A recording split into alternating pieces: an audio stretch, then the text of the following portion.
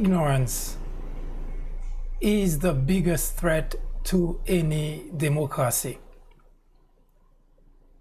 That is the tool used by authoritarian, by dictators, to suppress the people they rule, the people they govern over.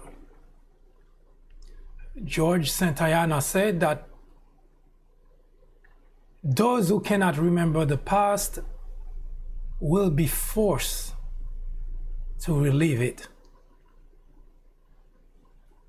A contemporaneous astrophysicist, author, and science communicator by the name of Neil deGrasse Tyson said that I know of no time in history where ignorance was better than knowledge. And John F. Kennedy said that the ignorance of one voter impairs the security of us all. Ignorance has always been the tool used by the tyrants. This program, the fourth branch, is catered exclusively to eradicate ignorance in order to help make better decisions, in order to help make better choices. Today we are discussing similarities between Adolf Hitler and Donald Trump, a topic discarded, rejected by most Trump supporters as being senseless, ridiculous. As pointed out earlier, those who cannot remember the past are condemned to repeat it. And that past is one no one today would like to repeat. The discussion between Adolf Hitler, the discussion of the similarities between Adolf Hitler and Donald Trump has a very specific goal, a very specific objective to show where the two men, both of them head of state, one in 1933 and the other one living today, to show where they act, talk alike and where they differ. Today, this is episode 9 of the documentary. Past episode of this documentary and all other topics that we have discussed can be found on the People Branch YouTube channel. That is the People Branch YouTube channel. Now, why discussing similarities between someone who lived in the early 20th century and Donald Trump? As mentioned, this is not by accident, and this is not a program catered for a particular political affiliation. The fourth branch is neither Democrat nor Republican.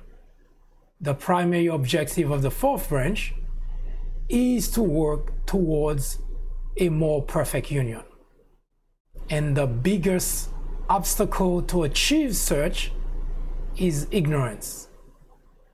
And our goal is to remove ignorance wherever that is, in the hope will get us closer to the primary objective. Last time we talked about Adolf Hitler as Chancellor of Germany. Just a quick recap: on January 30th, 1933, with enough pressure put on the then President Paul von Hindenburg, Adolf Hitler was named Chancellor of Germany.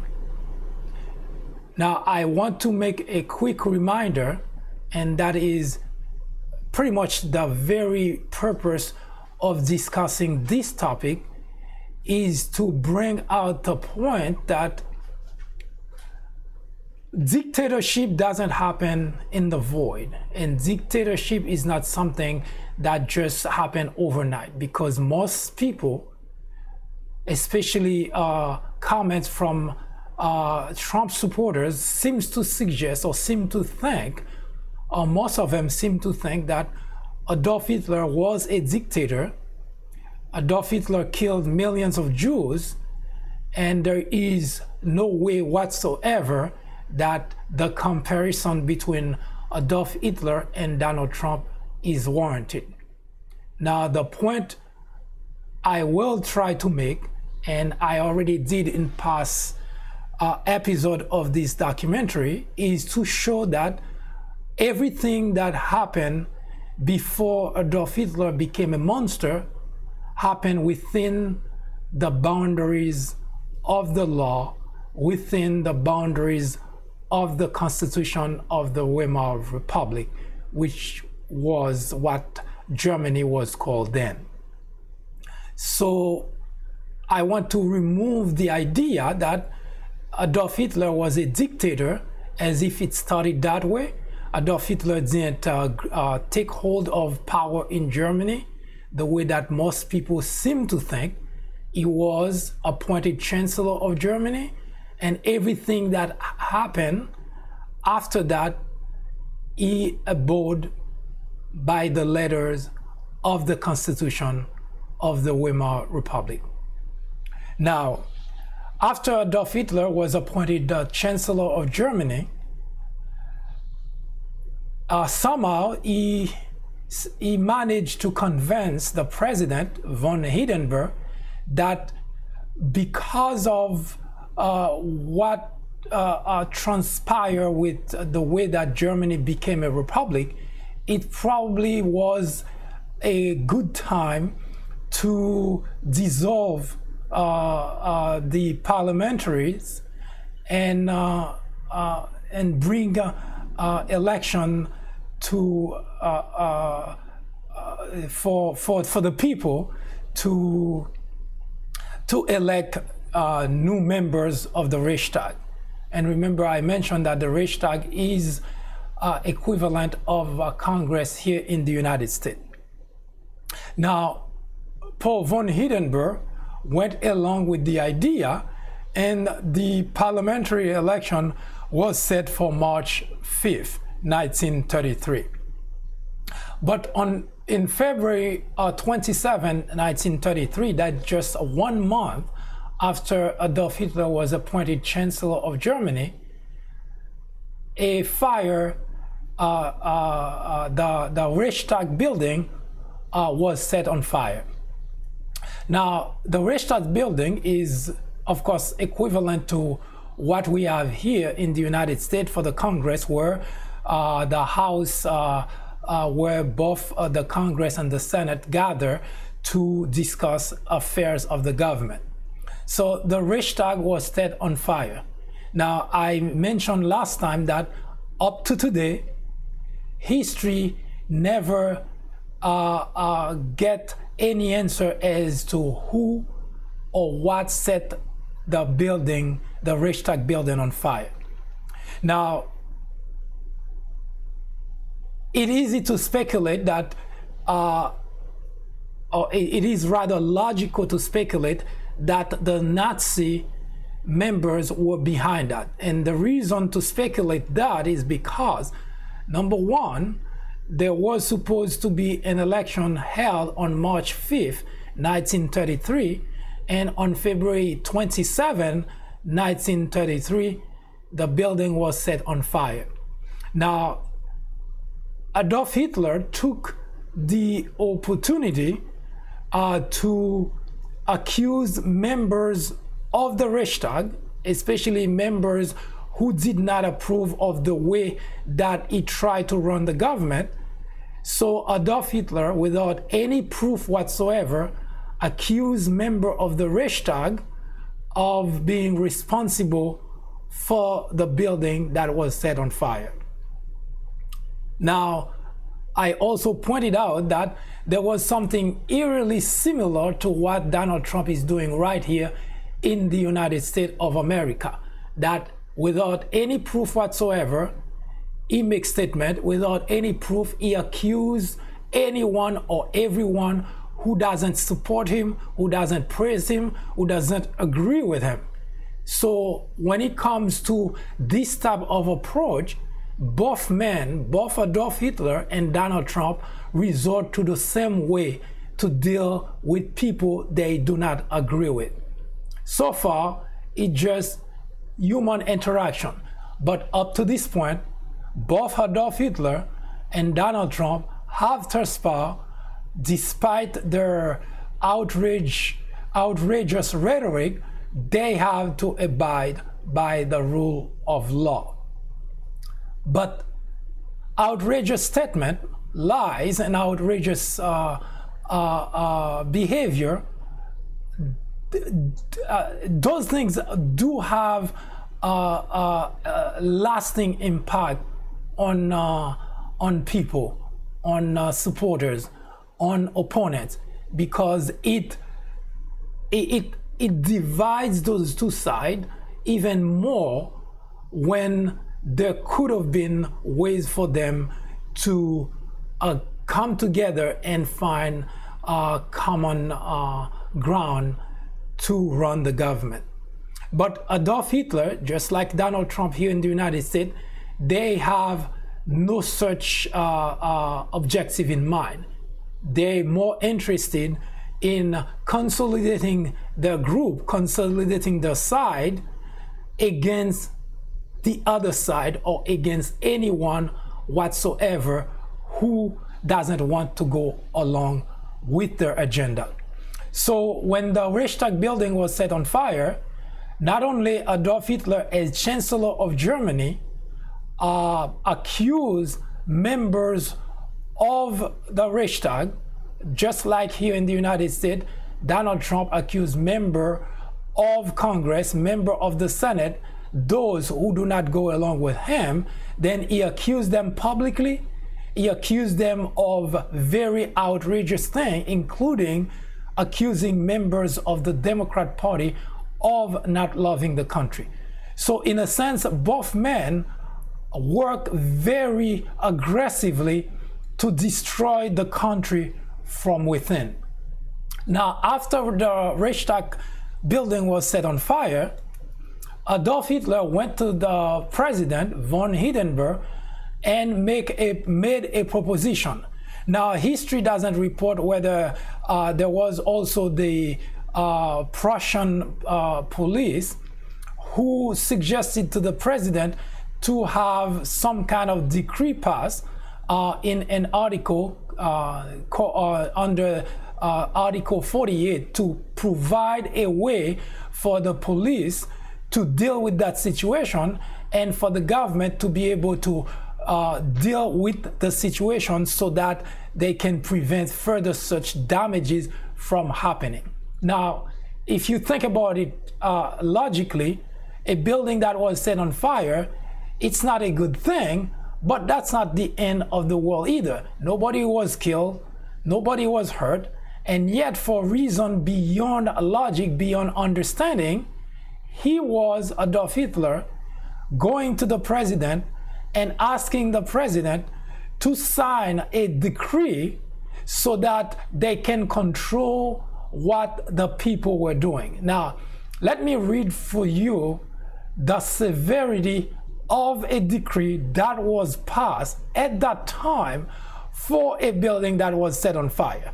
Now, again, I want to continue to bring to the attention and repeat as much as possible, as often as possible, so that it can become important enough for you to understand that when someone does something, when an action is taken, no matter how small it is, no matter how legal, how much the person abide by the law in order to make it happen, but if you can fast forward that kind of action further into the future, you can start seeing an evolution of that type of action are being really very detrimental for the country.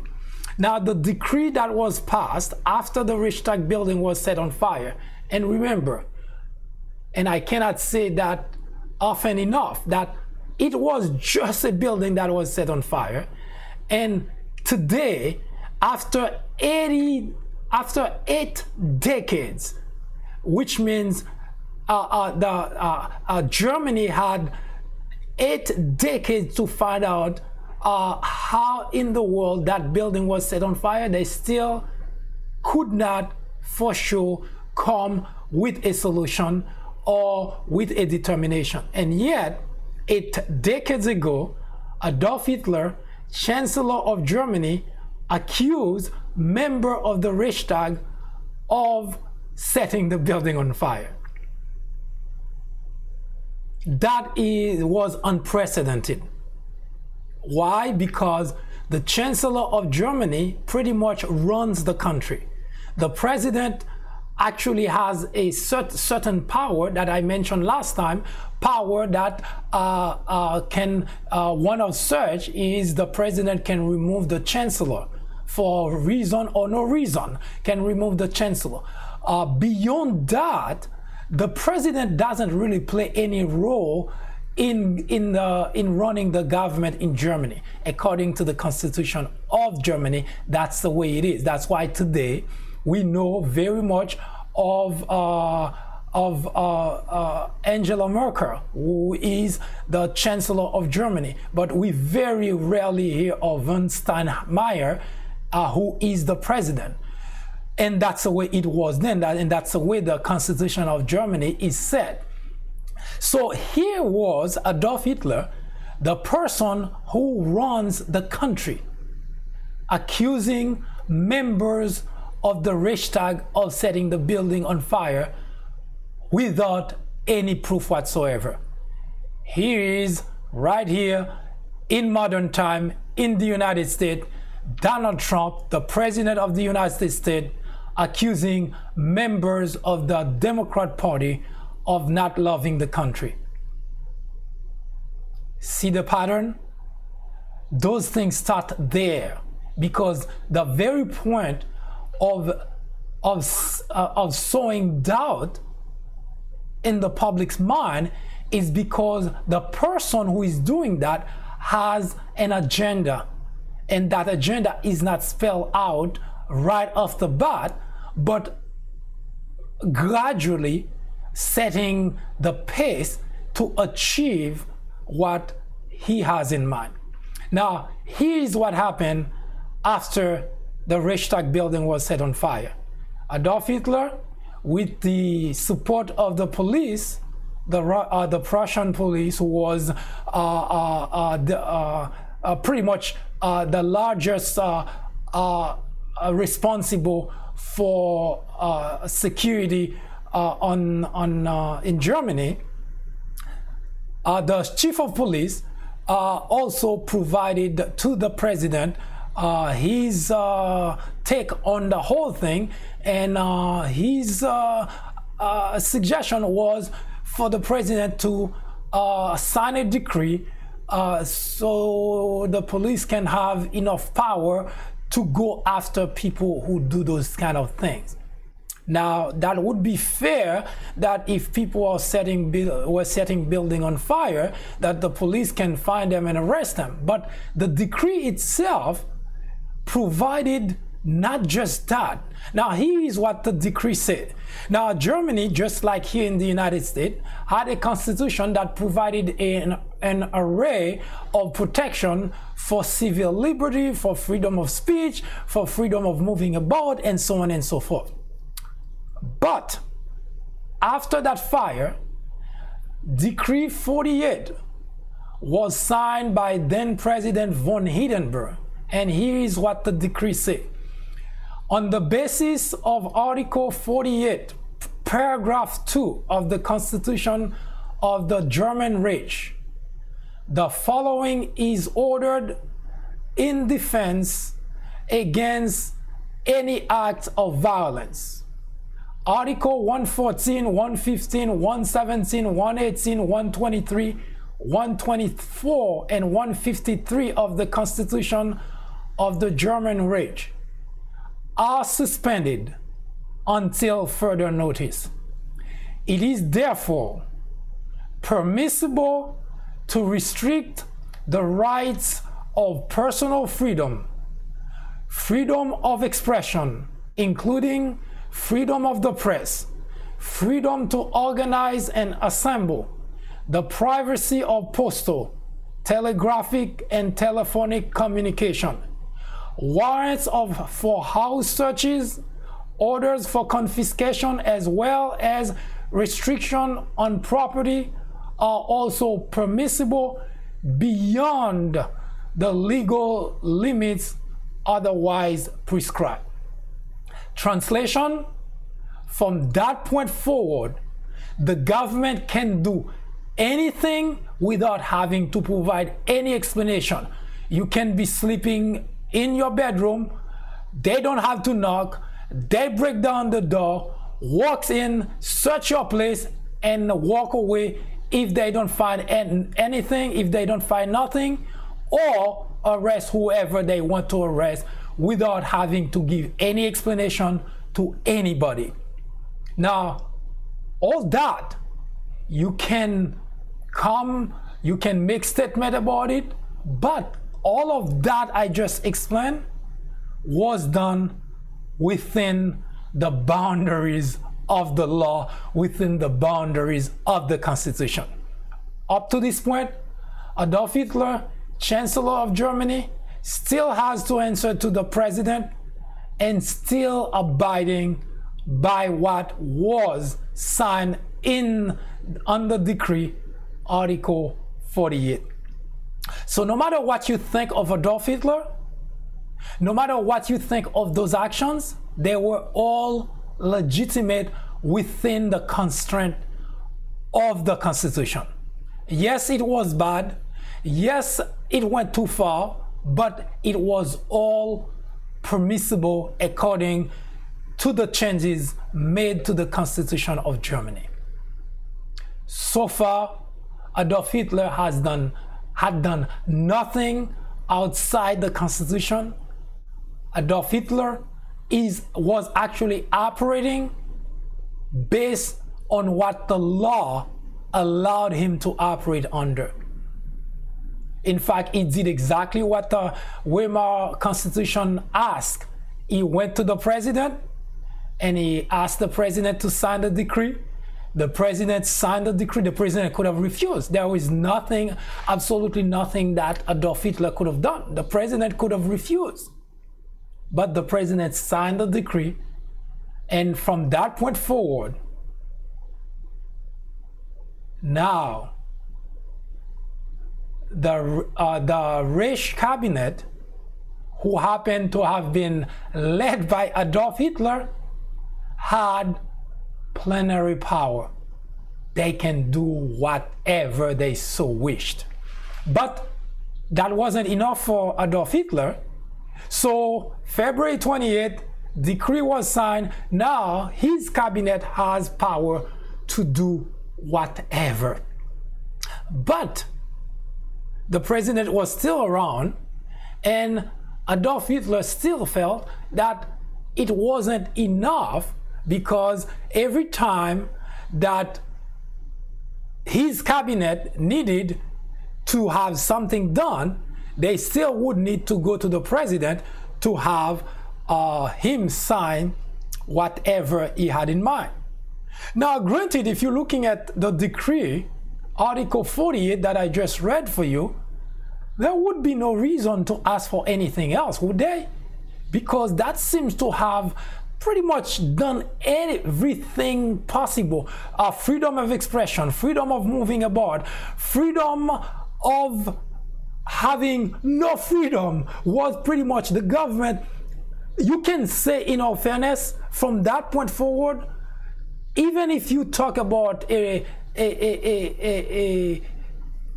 government that had a country with freedom, at that point, for the time that act was passed, that decree was passed, And one of the clauses in the decree should have been a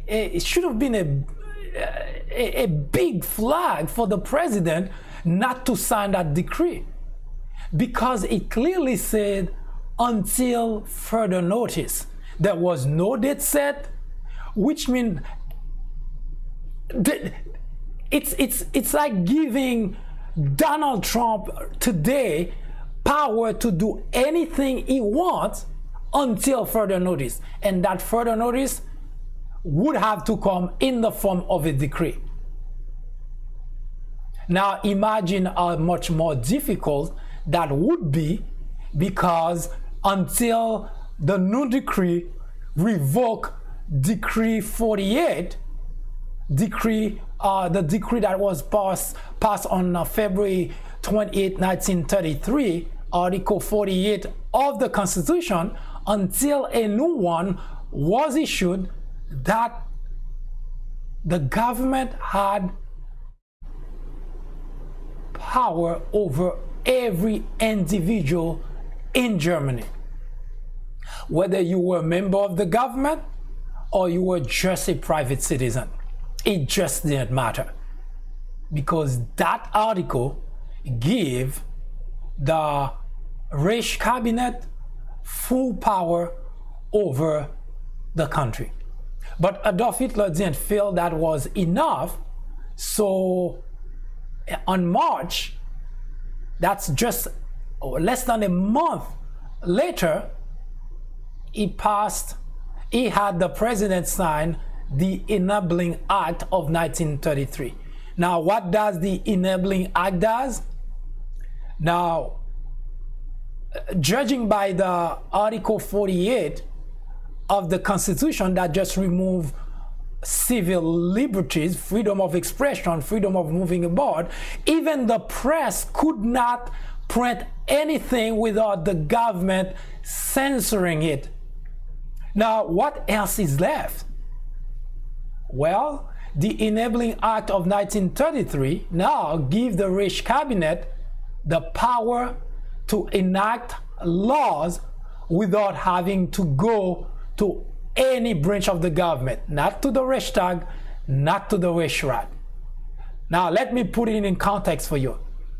Let's think of the President of the United States today, who has the power to pass laws and just come up with whatever comes in his mind, make it law without having to go to Congress, without having to go to the Senate.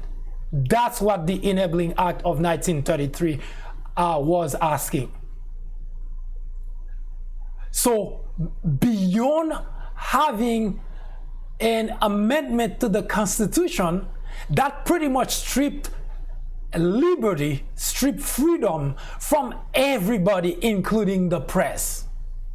Today, and that's where both Adolf Hitler and Donald Trump meet, and it is a very dangerous intersection for the United States today, because before that article, amendment, Article 48 was passed or was put into the Constitution of Germany, Adolf Hitler had the habit of bashing the media, had the habit of calling everything that was being done that wasn't favorable to him as being something that was fabricated. Yes, there was the word fake news wasn't being used, but that's exactly the same thing Adolf Hitler was doing. Everything that wasn't flattering, every article that actually called on Adolf Hitler for his words, for his action, he said those things were fabricated. What do we have today? Donald Trump, every chance he has, every time he's set on a podium, he calls the media fake news. Now, while he has what you would call one of the most ignorant audience cheering him up, ironically, that's exactly what Adolf Hitler had. except that his audience was much larger than Donald Trump. His audience was pretty much the whole country. So at every step of the way, you have two heads of state behaving exactly the same way and using the same technique, the same strategy in order to destroy the country from within. So when you hear Donald Trump on a podium and accusing the media of fake news and people cheering, it is not just bad, it is very dangerous. Adolf Hitler didn't happen in the void. Adolf Hitler didn't start as a dictator, as I start pointing out to you, and I make it very clear, and you start seeing the picture of the Chancellor of Germany accusing not just member of the Reichstag of doing something terrible, setting its own the Reichstag building on fire, but also going after the media and accusing them of fabrication. It happened then, it's happening now. This is not a coincidence that anyone wants to sit back and find out how far it would go, because we know how far it went. History is repeating itself right under our eyes. Adolf Hitler started like a child with a very bad past, go through a lot of pain and misery, to someone who was so fed up of the government and wanted to overthrow the government, to being a patriot who wants to work on behalf of his country and work his way to become the Chancellor of Germany. Now, you would think as the Chancellor of Germany, it would change. That's exactly what everybody was hoping, that Donald Trump on the campaign trail would change, would become a better person as a president. But instead, we have a much worse version of Donald Trump as president. We've seen that movie before. Adolf Hitler, Chancellor of Germany, making accusation without any proof. Donald Trump, President of the United States, making accusation without proof. Over and over and over and over. So Adolf Hitler went to then President von Hindenburg and proposed the Enabling Act of 1933. The Enabling Act says that the Reich government would have plenary power, translation, would have no use whatsoever for the Reichstag, would have no use whatsoever for the Reichsrat, because from that point forward, the Chancellor of Germany would make laws, would pass the laws, would implement the laws, and would enforce the laws. We got a taste of what Donald Trump can do when he can make use of laws that are already in the book. Look at the immigration debacle that's going on. Arresting people, putting them in cage. Now imagine Donald Trump being able to pass laws, to implement laws, to enforce laws and to have no checks and balances whatsoever. Imagine that for a moment and tell me whether you are not looking at another version of Adolf Hitler right here under your eyes. With the few laws that are currently in the book, in our book, the legal system, look at how much he's abusing it. Now imagine for a second that he could do the same thing that Adolf Hitler did with the Enabling Act of 1933. Now granted, there were circumstances presented that Adolf Hitler took advantage of. The Reichstag, the fire in the Reichstag building, when they passed the Reichstag Fire Act, which gave plenty of power to the Reich government. But even then, it was already seen as an abuse of power for any government to have the ability to. People could not talk because you didn't have freedom of expression. You could not just move about any way you want because the government can stop you and ask you where you're going and ask you to turn around because you did not have that right. And you did not have, and the media could not print article against the government and say what the government was doing was wrong because they also removed the freedom of the press. But in order for that to happen, you have to understand that it didn't happen overnight. Before it happened, there was already something that Adolf Hitler was doing that make it possible for the proposition of Article 48. Because after you hear over and over and over again that the media was fabricated information against the Chancellor of Germany, now it becomes almost like it's true that, well, if indeed that's the case, then the media shouldn't have that kind of freedom.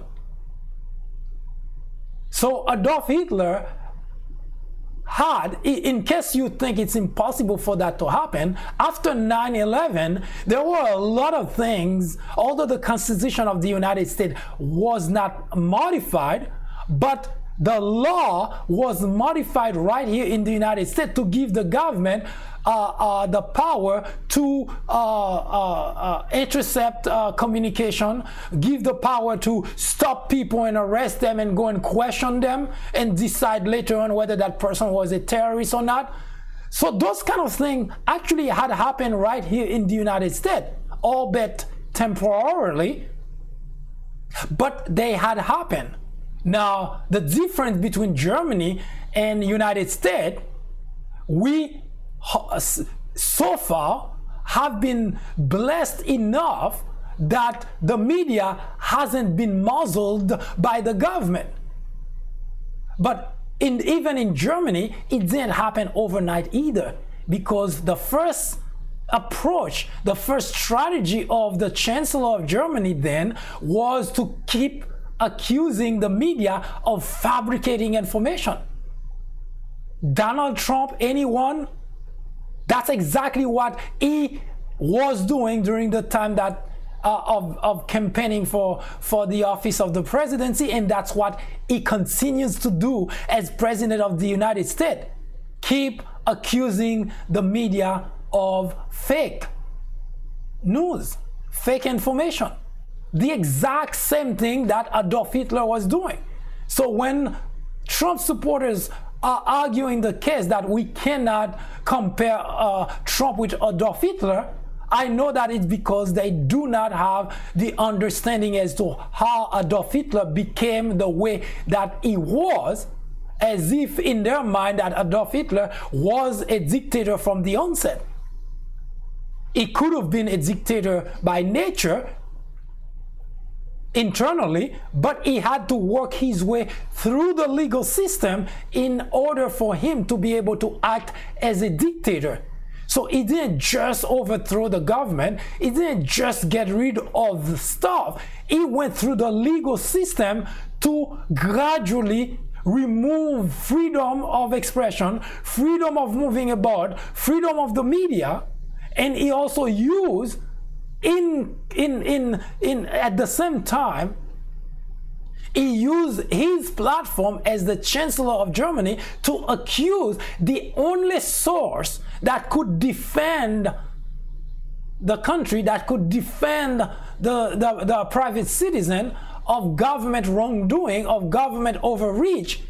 He also destroyed that by saying that from that point forward, after the Article 48 was put into the Constitution, the media could not print anything without the German government giving them the okay. Translation: they could not hold the government responsible for abuse. They could not hold the government responsible for overreach or for wrongdoing. A member of the media sees one of those police officers pick up someone on the street, put a gun on the person's head and shoot the person. The media could not report that because the government would not give the media the ability to report that. And there was no internet at that time for someone to go and show what the government was doing. So what we are seeing today right under our nose, right under our eyes, is another evolution of a dictator that's doing everything humanly possible to destroy the country from within. Journalists are getting threat from the people who support Donald Trump. And they are ignorant enough not to be able to understand those same journalists they're threatening are the one who would defend their civil liberty, who would defend government overreach, government wrongdoing against them. But today, they're too ignorant, they're too stupid to understand that. So to them, Donald Trump is a god, and not understanding that the overreach of a government will also be detrimental to them as well. So what Donald Trump is doing is not doing it just to people who disagree with them. He's doing it to the whole country. And if you want to take a hint, once Adolf Hitler was done destroying the freedom, civil liberty, freedom of expression, now then it turns on the people. So it doesn't matter whether you support him or not. From that point forward, you do what he asks. That's how dictators work.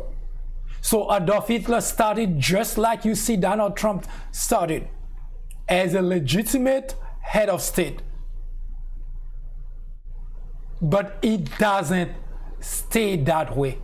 And Donald Trump is on the path of dictatorship because he's going after the only medium, he's going after the only tool currently that can hold him accountable.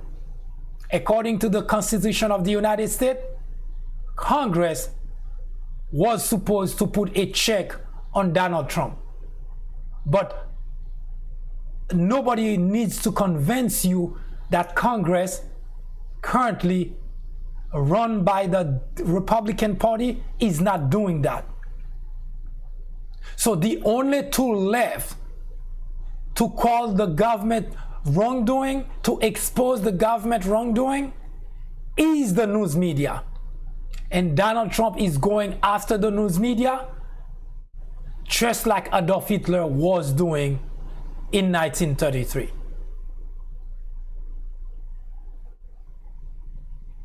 So there is nobody to defend the country, including the very people who think if Donald Trump was to become a dictator right here in the United States, they would be spared. They are gravely mistaken. It's just the way it starts. Dictators need people to back them up, to support their agenda until they get there. And once they get there, everybody is treated the same way. Don't believe me? Take a look at Germany under Adolf Hitler. It started just fine. Adolf Hitler was actually the most popular politician in history. First time you have the whole country supporting you, cheering you. So he didn't start as a dictator. He started as a populist, someone everybody loves. But once he became a dictator, everybody was treated the same way. So don't think just because you're supporting Donald Trump, if by some weird cataclysmic reason he were to become a dictator here in the United States, you would be spared. No one would be spared. That's how a dictator works.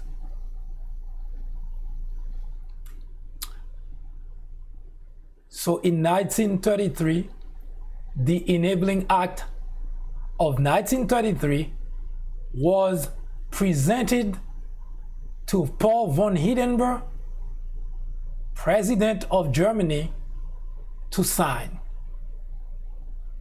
But there was a twist. He couldn't sign it, so what happened? Stay with me, we'll be right back. After a short commercial, we'll come to explain what exactly happened with the Enabling Act of 1933 and how that act, if passed, would give Hitler the final stretch of power that he needed to become the dictator that you knew him as. You are watching the Fourth Branch Project, the first and only program. We are dedicated exclusively to those with common sense, a spirit of patriotism, and a determination for a more perfect union. The very objective of the Fourth Branch is to work towards a more perfect union. And the only way to do that is to eradicate ignorance, the biggest obstacle to achieving a more perfect union. I'll be right back. The United States of America is in a serious crisis. The biggest problem, the crisis that the country is going through now, is to have a network that's called itself news, but that says nothing about news. That's only telling lies, create controversies, and at the same time educating millions of people to stay or become ignorant. There is nothing that is said by Sean Hannity, there is nothing that is said at Fox that is true. So when I say the country is in a crisis, this is not an exaggeration.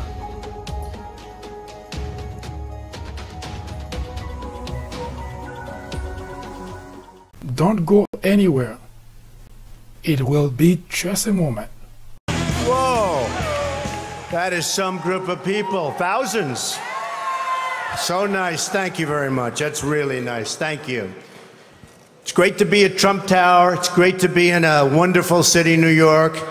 And it's an honor to have everybody here. This is beyond anybody's expectations. There's been no crowd like this. We used to have victories, but we don't have them. When was the last time anybody saw us beating, let's say, China in a trade deal? They kill us. I beat China all the time. Donald Trump has transformed America in ways no one could ever anticipate. One can only guess where the country will be at the end of his presidency. We have, however, captured the journey to the Oval Office in the book entitled Defiant for America. They said he didn't have the guts to run for public office. He proved them wrong. They said his presidential bid would not last a few weeks. He proved them wrong. They said he could not become the nominee. He proved them wrong.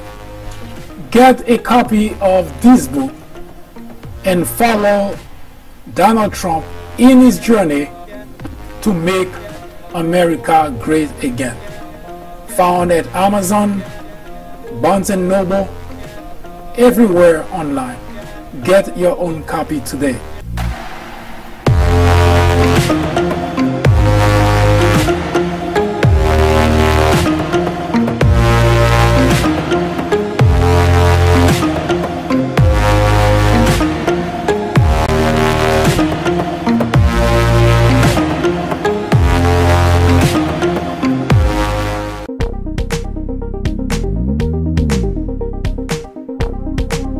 Join me here on the 4th branch at 10:30 a.m. and 6:30 p.m. every Saturday.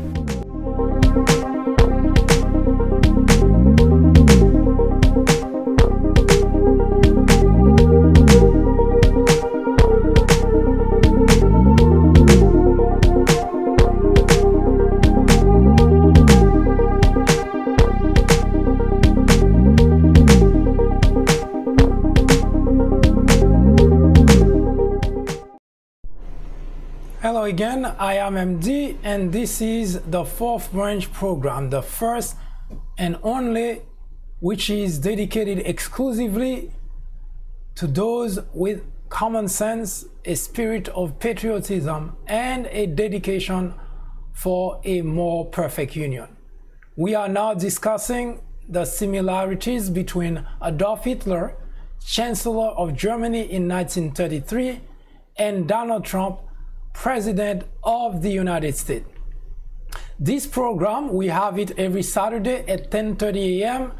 and 6:30 p.m. Occasionally, throughout the week, we have special program whenever a topic of importance emerges. We are talking about the similarities between Adolf Hitler and Donald Trump.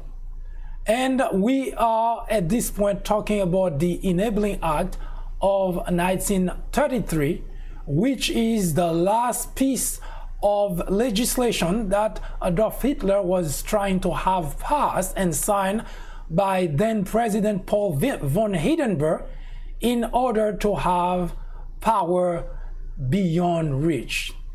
But he hit a snag. The Enabling Act of 1933, although the President of Germany is responsible to sign acts, but something else needed to happen. And Adolf Hitler, as history has reported, was one of the obstacle that he hated the most. The fact that there is someone else that has to act on what he had in mind, mainly the President of Germany.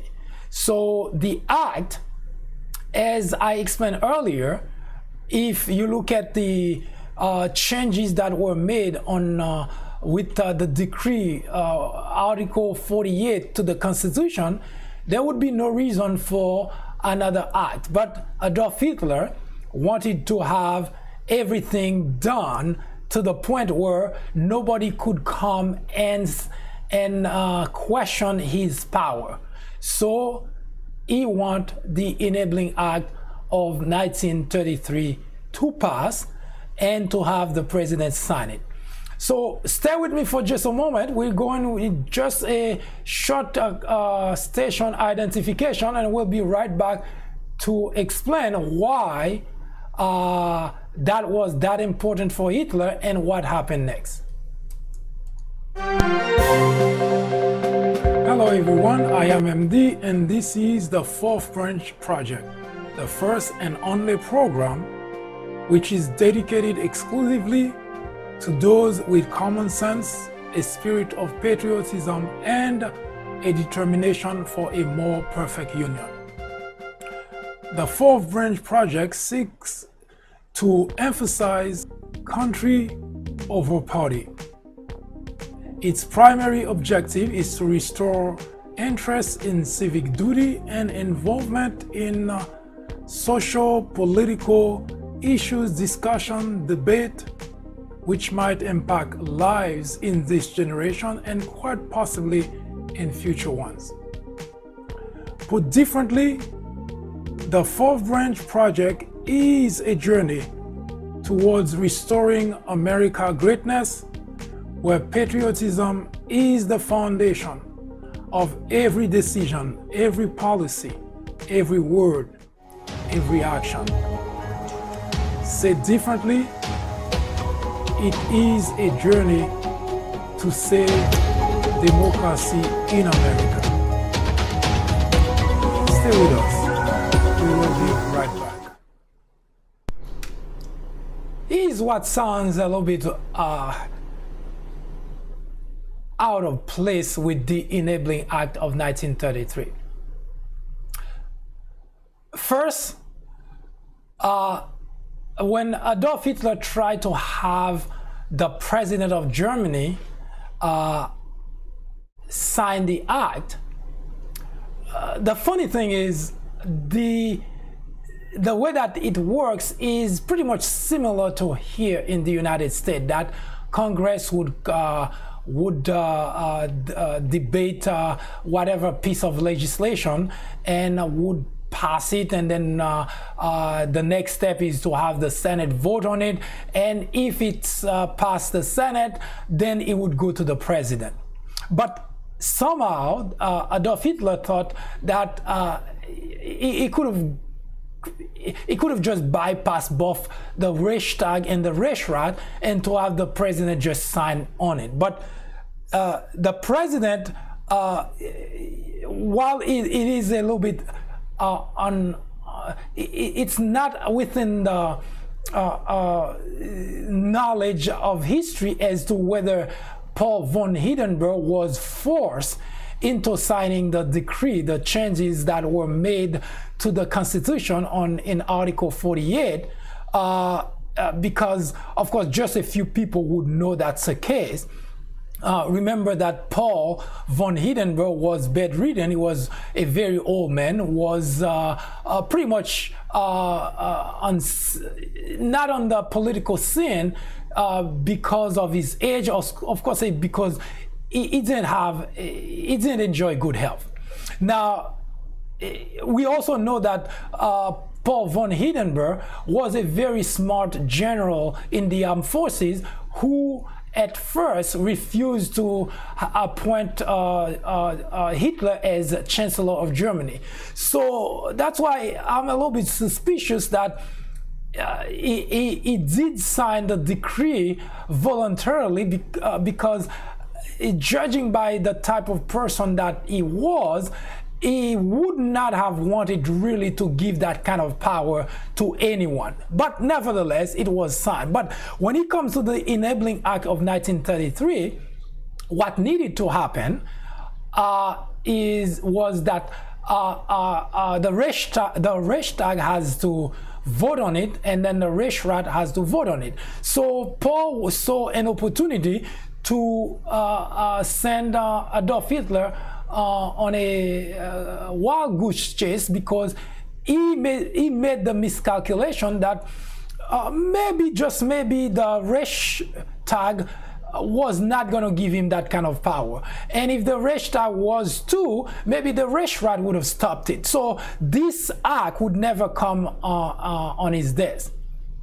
Well, it so happened that Adolf Hitler was a little bit, was smarter, somewhat a shrewd politician as well. So instead of going to Reichstag and say that I want this kind of power for myself, and I want that kind of power permanently, he worded in such a way that he was looking for this kind of power for the German cabinet, but he wanted it to be for only 4 years. And that was also that was Adolf Hitler ways of saying that, you see, I'm not really looking to have power forever. I'm not looking to become a dictator. I just wanted enough time so that we can straighten the affairs of the country.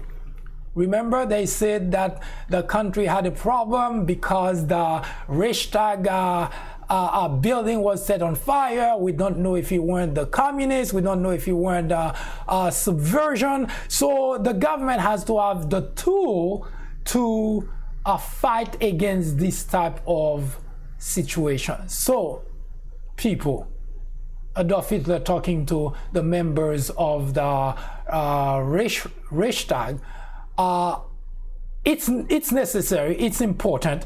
We need that so that we can straighten the government. So after 4 years, then you guys can take all that power back, and we never have to come back to you. And it so happened that the Reichstag bought that. Now, you have to ask yourself the question, because number one, if you recall in past presentation, I mentioned that the Nazi Party didn't really have that much representation. In fact, they had what they called a plurality of vote in the Reichstag, but they didn't have the majority. So to have something like that passed, you have to have a number of different political parties, and Germany had quite a few at that time. You had to have the collaboration of a lot of those members of those parties. Now, I don't know how many of those members were corrupt. I don't know how many of those members were provided some kind of position in the chancellorship. I don't know what kind of threat they may have even gotten from Nazi members on the street. Regardless, the Reichstag passed the Enabling Act of 1933. So now it made its way to the Reichsrat. And remember, the Reichstag is the equivalent of Congress here in the United States, and the Reichsrat is the equivalent of the Senate here in the United States. So the Enabling Act of 1933 passed the Reichstag. Now it's going to the Reichsrat. Now, in that body of the government, it didn't go through with ease either, because just like in the Reichstag, in fact in the Reichsrat, it was even worse for the Nazi Party, because they had even less representation in that body of government. So how did Adolf Hitler manage to get the Reichsrat to also sign off on it? Well, although we do not have, or history doesn't have much detail in terms of how Hitler managed to get that done, but we know a couple of things about Adolf Hitler. One, he was a very hands-on type of person. In terms, he doesn't send people to do this kind of job for him, because he felt confident enough. We know someone today that felt that nobody can do things the way that he can. Nobody can fix things the way that he can.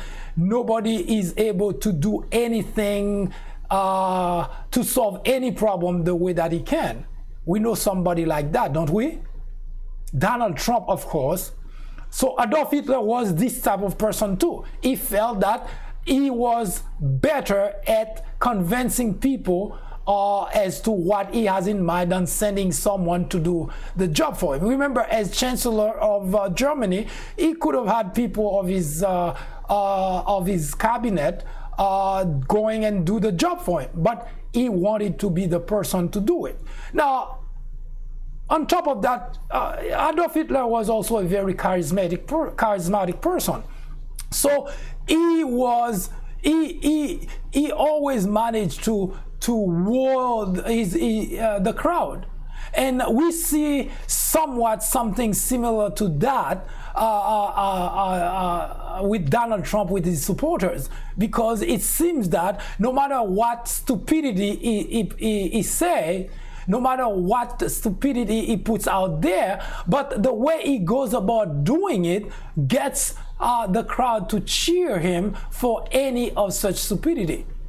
Now, granted that Adolf Hitler was somewhat more of a politician, and he was more he was not a joking type individual, but he was very serious when he was in his job. But nevertheless, he was a very charismatic person, and he knew how to explain what he had in mind. So he managed that as well in the Reichsrat, and he managed to have that body of the German government to go along with the Enabling Act of 1933. That go through the hurdle of the Reichstag and the hurdle of the Reichsrat, and now on the desk of the President of Germany. Of course, the president couldn't possibly refuse anymore, because the first thing that he did, he said, if, of course, the act went through those two bodies of the government, then he would not have any problem signing it. And that's probably was the wrong thing to say, because he was betting that Adolf Hitler was going to fail. Those two bodies of the government were not going to let that go through. But that was a miscalculation on the part of the president. So the Enabling Act came on his desk, and he had to sign it. He had no choice. So he did. On March 23rd, 1933, the German cabinet was given plenary power in the country. Now, in case you missed the first part, there was the Reichstag fire decree that was passed on February 28, 1933. Article 48, a decree was passed and modified the German Constitution, which says that people no longer had freedom of expression. They no longer had freedom of moving about. The media could not print anything without the government gives thumbs up or thumbs down. And the government could, without any advance notice, walk into people's house. You could be in your bedroom. It didn't matter.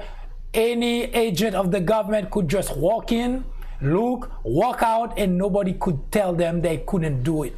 They could go in, slap you, kick you, beat you, and then walk out without saying a word to anyone, and there was no punishment for them because they were doing the work of the government according to the modification done in the Constitution of Germany by Article 48, decree passed and signed by then President Paul von Hindenburg on February 28, 1933. You see, up to this point, no matter what you think of Adolf Hitler, he's going by the book. He's not doing anything outside the domain of what the Constitution allows. So when you have in your mind that he was a dictator, as if that means he was operating outside the Constitution, he wasn't. He managed to acquire power through the very tool of the Constitution of Germany. And if you look at how Donald Trump is doing what he's doing, everything is being done using the tools provided by the Constitution, using the tool provided by the law. When Donald Trump went and met with Vladimir Putin in Helsinki, Finland, without anybody present, on July 16 of this year, that is within the Constitution. He wasn't doing, of course, people talk. He wasn't supposed to do that because past president had done has found it necessary for them to do things and get other branches of the government involved. Make sure that other experts, advisors were in the room with them whenever they were meeting with foreign head of state. But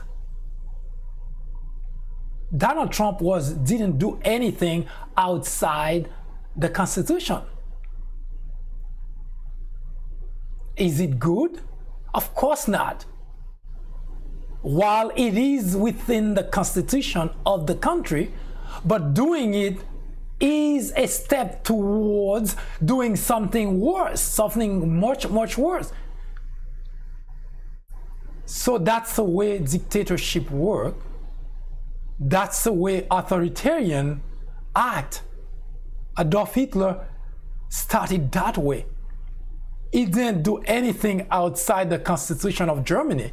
In fact, he made sure that everything that he did, everything that he wanted to put in place was done using the tool that was available to him, mainly the Constitution of Germany.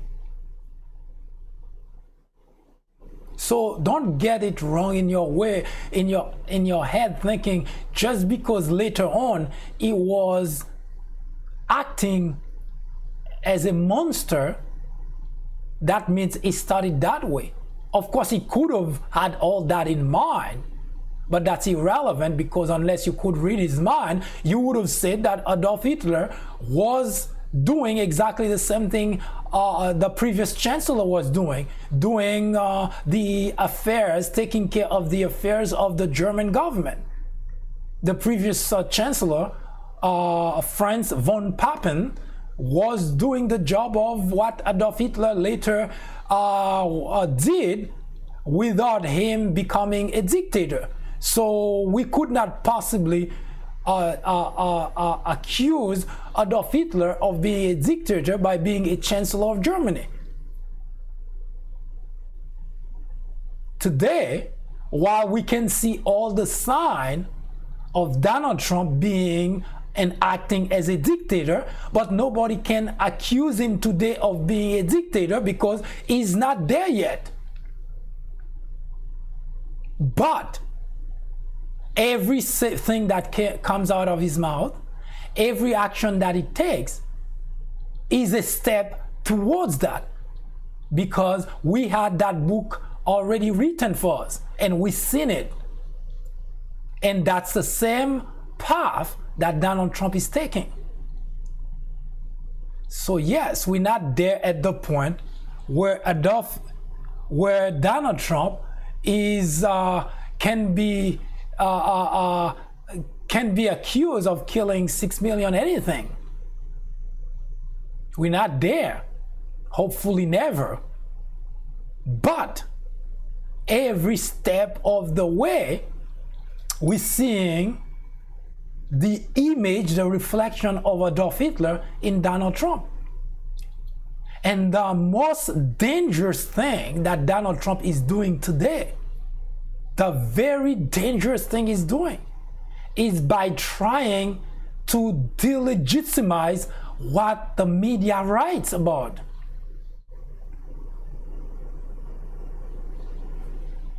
That's the dangerous thing. This is the most dangerous thing any head of state can do, because the minute that you decide or you manage to convince your supporters, that's all it takes. The minute you manage to convince your supporters that the media is not on your side, and as it stands today, we are already there, because there are a number of Trump supporters that not only, if you remember a couple of days ago, were Trump at the rally in Tampa, where they had those supporters not only going after CNN, they smashed one of the laptop that they had, and they were chanting against CNN. We already have that, and that's pretty much from the book of Adolf Hitler. So don't tell me that this is Donald Trump cannot be compared to Adolf Hitler. In fact, it would be naive for anyone today to simply reject the idea, because that's exactly how it happened with Adolf Hitler. He accused the media of fabrication over and over and over.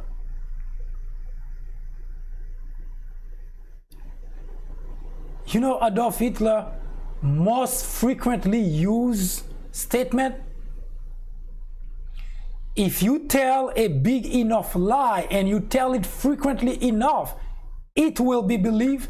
That's Adolf Hitler most frequently used statement to his cabinet, and he always supported with the next one: make the lie big, make it simple, keep saying it, and eventually it will be believed. Now, even if you are a Donald Trump supporter, doesn't that sound ring the bell to you? That Donald Trump lie over and over and over. He repeats the same thing over and over and over. Even when he gets pressured by someone to say, no, you shouldn't do that, he comes and makes some kind of masquerade of the media and masquerade of anybody that tells him that he shouldn't, and pretend to apologize, and then the very next minute he said the same thing he was saying before.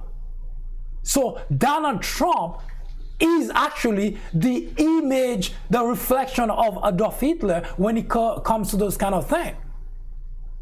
And you think it's impossible for things to get worse?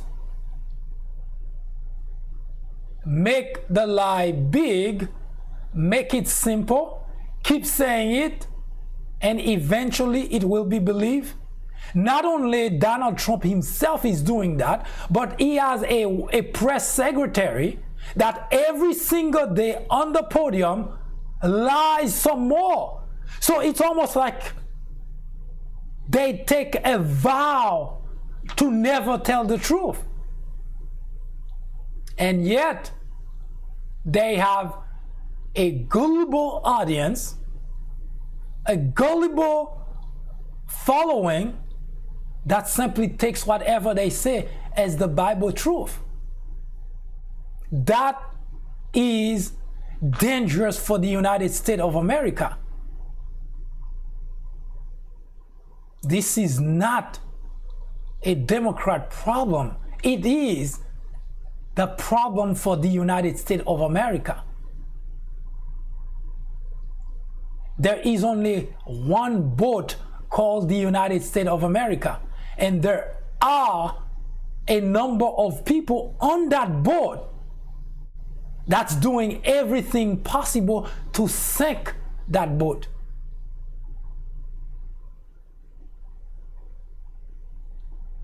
And just because, and I said, and I will continue to repeat that statement, that it's ignorance. Ignorance is the biggest threat to any democracy.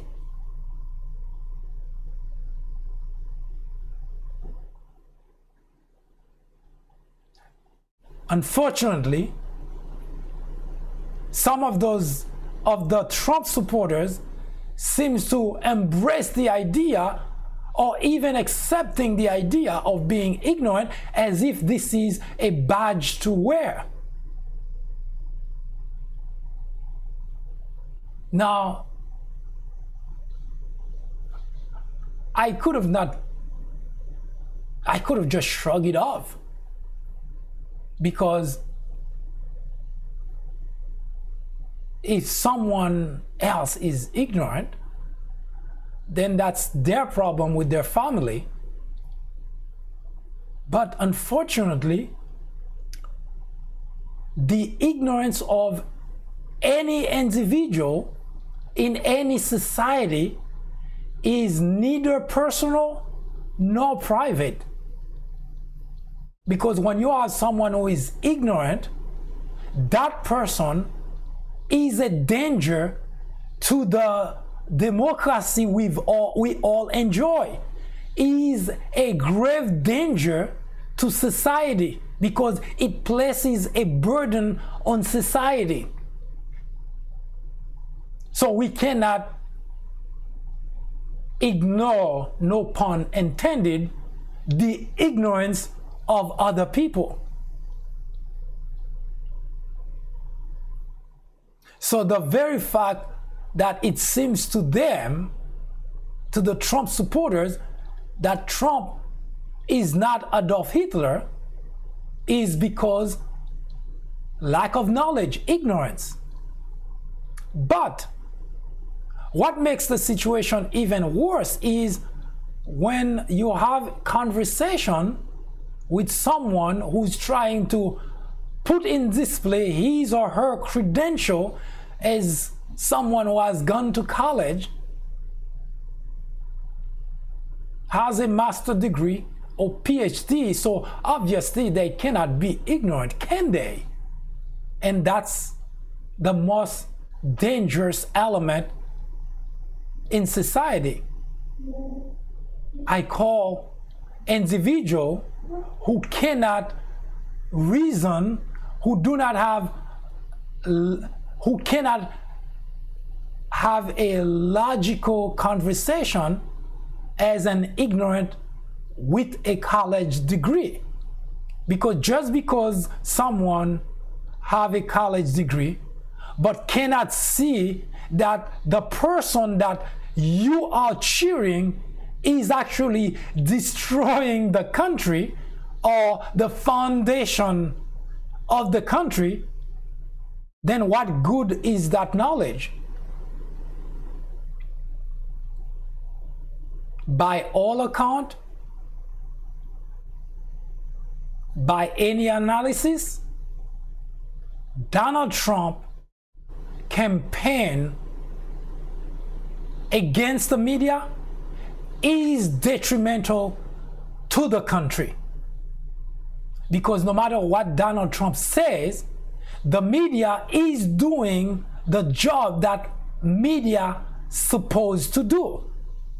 They are human. Obviously, sometimes they make a mistake, but usually within a matter of a few minutes, hours, sometimes they correct the mistake, but that doesn't make them fake. But Donald Trump relying on the ignorance of his supporters. And by ignorance, I don't mean you didn't go to college, because you probably did. But that still did not spare you of being an ignorant, because if you still believe that someone stand on that podium and telling you the kind of thing that Donald Trump is saying, cheer that person and turn around to say that this is the person you believe, then the money that was spent in that education was wasted money. Because nobody could be educated and not being able to, the very point of going to school is to be able to rationalize, is to be able to make the distinction between when someone says something that's bad, that's untrue, that's illogical, that you can quickly see it and walk away from it. But if you cannot, then that education doesn't serve any purpose. I heard after the Tampa rally that one of the Trump supporters was asked, and the individual answered that whatever Donald Trump says is what I take for truth. Now, I don't need to hear any further than that, because which means that individual either doesn't have a brain, or simply his brain cannot work to differentiate between what's true and what's not true. And that's the way dictators work. They manage to convince their supporters of whatever they say. Today, Donald Trump, remember his famous statement, I can shoot someone in the middle of Fifth Avenue and I would not lose any voter. And that's the way dictatorship works. That he manages to convince people who cannot think for themselves, and they cheer everything that he says. They support everything that he says, and gradually they can no longer think for themselves, because somebody else is doing the thinking. Ironically, that somebody else cannot even think for himself. It's a vicious cycle, and the boat called the United States is going down, sinking. I do not subscribe to the idea of trying to massaging fragile emotion or fragile ego of anybody, because the very purpose of the fourth branch is to eradicate ignorance, which is the stumbling block from achieving a perfect union. So a fragile emotion, a fragile ego cannot be cured with this program. What we provide is knowledge to make better decisions, knowledge to make better choices. Today, we are looking at the similarities between Adolf Hitler and Donald Trump.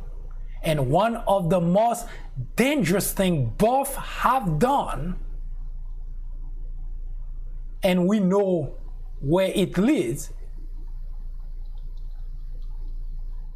is to accuse the media of fabrication.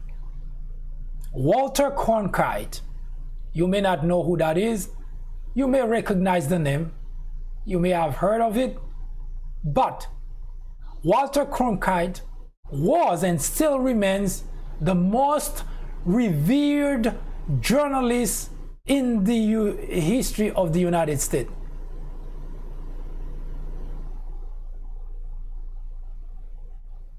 He covered the assassination of JFK. He covered the impeachment of Nixon.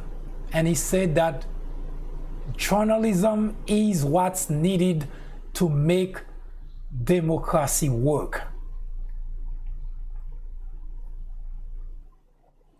Journalism is what's needed to make democracy work. Andrew Vachs, a German writer, philosopher, said that journalism is what maintains democracy. So when you see a head of state going after journalists, is because their agenda, his agenda, is nefarious. So he doesn't want anyone to call on abuse of power, to call him on wrongdoing, because that's the only tool left to preserve and maintain democracy in any country. The first thing that Germany, Chancellor Adolf Hitler did in Germany was to control the media. That's the first thing he did with the decree passed on February 28, 1933, just 1 month after being appointed Chancellor of Germany. Control the media. So if you see Donald Trump doing that, while you may sit there cheering him, be warned. It is not funny, and it is not something you want to let happen here in the United States. Donald Trump admires dictators. Tell me who you're with, and I'll tell you who you are. So we know Donald Trump, comparing Donald Trump to Adolf Hitler, is not a stretch. Because he has all the marks, all the symptoms of a dictator who wants to do just like all other dictators. So he's doing what many dictators before him had done. Go after the media. Go after journalists. Stay with me. I'll be right back.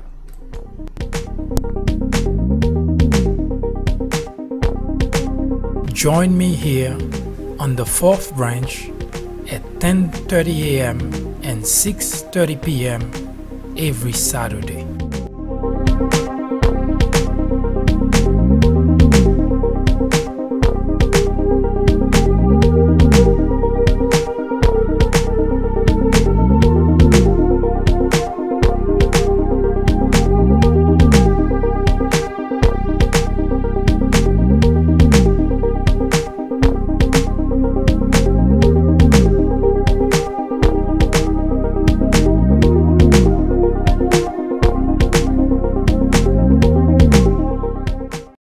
I'm Jeff Gannett, CEO of Macy's, and I wanted to take a moment of your time to thank you for being such an amazing customer, because I truly believe that Macy's customers are the greatest in the world. Recently, you said you wanted a simpler rewards program. Well, I'm here to say that we've heard you, and starting this month, we're introducing the new and improved Macy's Star Rewards, a reimagined, simpler rewards program starring you. You said you wanted more savings. All members at every level get 25% off any day you choose with Star Passes. You said you wanted free shipping. Gold status means getting free shipping with no minimum, plus the silver status benefit. You said you wanted better rewards. Platinum status means 5% back in rewards every day on all Macy's merchandise, no exclusions, plus gold and silver status benefits. We want Macy's customers to know they are the best customers in the world. And we want each and every one of our cardholders to know that with the new Macy's Star Rewards, It is your time to shine.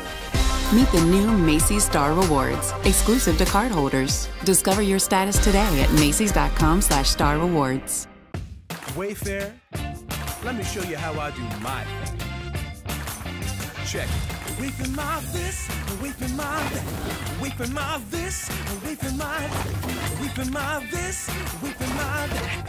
Wayfair it all. Here we go now. Wayfair my this, Wayfair my that. Wayfair my this, Wayfair my that. Don't just shop for your home. Wayfair your home. Find everything you need and more at wayfair.com today. Don't go anywhere. The fourth branch program will return in just a moment. When we were dating, we used to get excited about things like concert tickets or a new snowboard. But that all changed when we bought a house. Voila! Matt started turning into his dad. That's some good mulch. I'm awake. But it was pretty nifty when Jen showed me how easy it was to protect our home and auto with Progressive. Get this butterscotch out of here. Progressive can't protect you from becoming your parents. Took quite a bit of work, because this was a lot. This is all staple. But we can protect your home and auto when you bundle with us.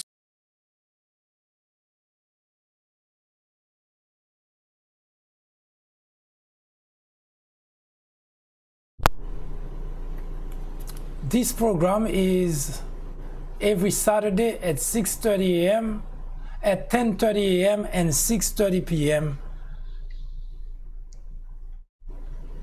And today, we provided you a kind of the most dangerous aspect of the similarities between those two men. And the reason I say the most dangerous aspect, because what remains of the rules of Adolf Hitler is not something that's currently going on, because it will touch on the evolution of his dictatorships towards World War II, and which is something we currently don't have, or probably will, hopefully will never have.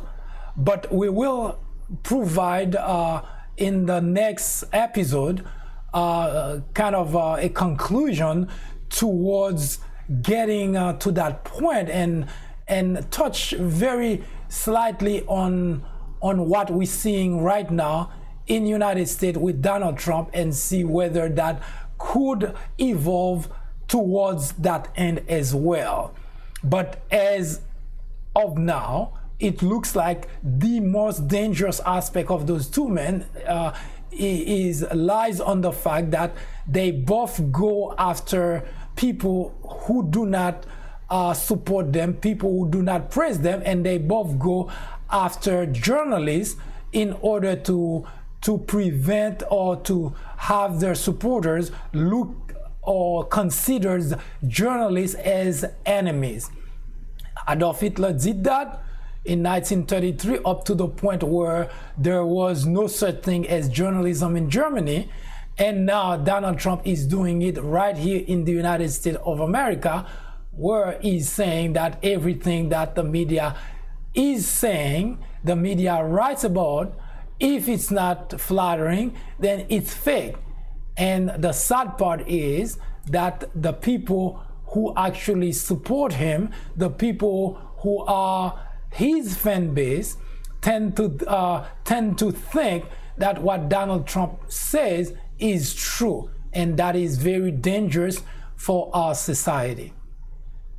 Thank you for watching. I hope to see you again at 6:30 when we talk about another aspect of the similarities between Adolf Hitler, Chancellor of Germany in 1933, and Donald Trump, who is the President of the United States of America.